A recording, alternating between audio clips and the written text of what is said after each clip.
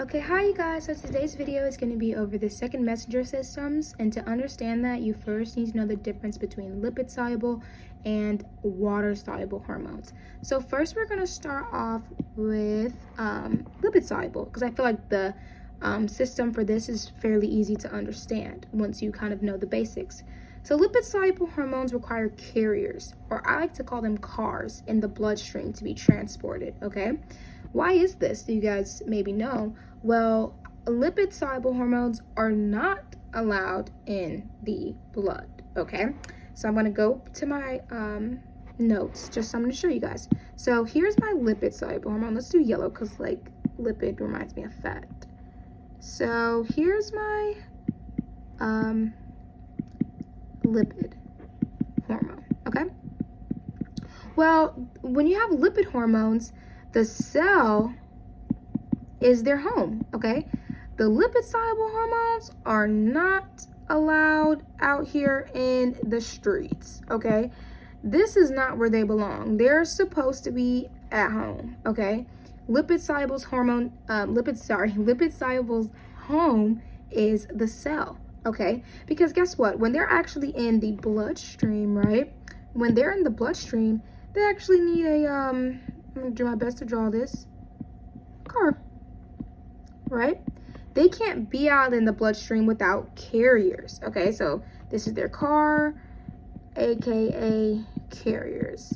So when lipid soluble hormones are in the blood, they need to call their Uber, call whoever, because they're not allowed in the bloodstream unless they are in a car. Okay, and they ride in their car all the way until they get to the cell, right? They have to ride in it all the way until they get there because this is their home.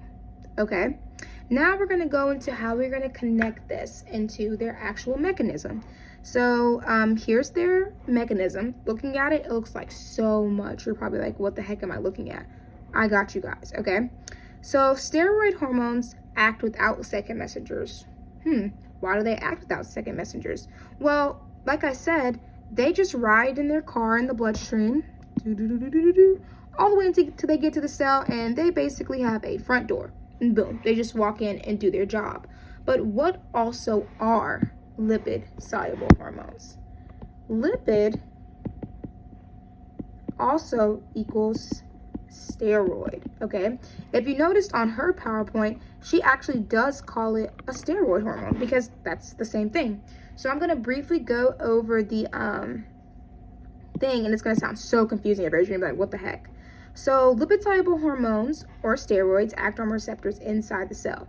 So the hormone enters the cell, like I said, goes through the front door, and the hormones binds to a receptor in the cytoplasm. The receptor and hormone form a complex. This complex binds to DNA. Okay, this is when we get into the example. Okay, so now this is a lipid, but let's call it steroid hormone. Okay, so what do you guys know about DNA? So the key thing that you want to take away from lipid is that they, bind to DNA. You're like, okay, I'm trying to be as diverse in my examples as possible. Okay, so here's him when he was a or she, she'll now be called a she, pronouns. Here's her when she was a male, right? She transforms and now she is a female and she's her happiest self.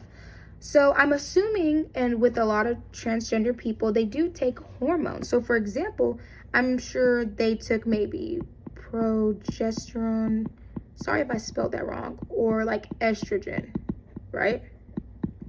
To help them be more of a female essence and, like grow boobs, because obviously he doesn't have boobs here. Well, what are these hormones? These are lipid or steroids. Okay, so once again, we're going all the way back to the idea that lipid and steroid hormones bind to DNA to actually change you. Okay, let's go with another example. I have literally examples falling out of my head because I need to see examples to understand. Okay, let's delete this picture. Now let's go to the one that I feel is the most understanding. So here we have a girl, super duper duper strong. Obviously, girls can be strong without this, but once again, this is just my example. So here we have a girl who's really strong, right? And actually, a lot of powerlifting women, I want to say. I don't know the whole statistics, but it's very common to see in powerlifting competition with women, the people that usually get disqualified are women who take testosterone, right? Because testosterone is actually found in males. That's why males are genetically stronger than us, right? So some women, to catch up in these powerlifting competitions or to get ahead of other women, actually take this, right? Testosterone is actually a steroid, right? Just like we talked in the last example with progesterone and estrogen. These are steroids. And what would testosterone do to a woman? What would it do? Well, this is a prime example. Okay, so are you guys kind of getting the gist of what I mean when I say lipids, steroid hormones bind to DNA, they change your DNA? Examples like testosterone, estrogen, progesterone are steroid hormones, okay? So now let's go back to the mechanism. You're like, okay, how the heck do I remember this mechanism for steroid hormones? Like, what am I going to look at? I want you to just pay attention to the key things. So we're just going to go over the key steps. This will be really fast. You're going to be like, oh, everything makes sense. Lipid soluble hormones, steroids, act inside the cell. Inside the cell, everyone knows inside a cell, you have the nucleus, you have the DNA, right? Hormone, the first step is they're going to enter the cell. You don't need to know all the steps now, but you do need to know that a lipid soluble hormone is going to go inside, where the nucleus is, where the DNA is. And then what do they do when they're inside? Boom. They're going to bind to DNA. Think about if you were a girl and you took testosterone and you changed the way you look drastically to be stronger. That's a steroid, right? And what happens when you take testosterone, as we gave in the example? You're going to change your DNA in order for you to become this super powerlifting person. Just like if someone is transgender, they probably are going to add some type of steroid hormone, whether they want to become a boy or a girl, to be more like the gender that they feel happiest at, right?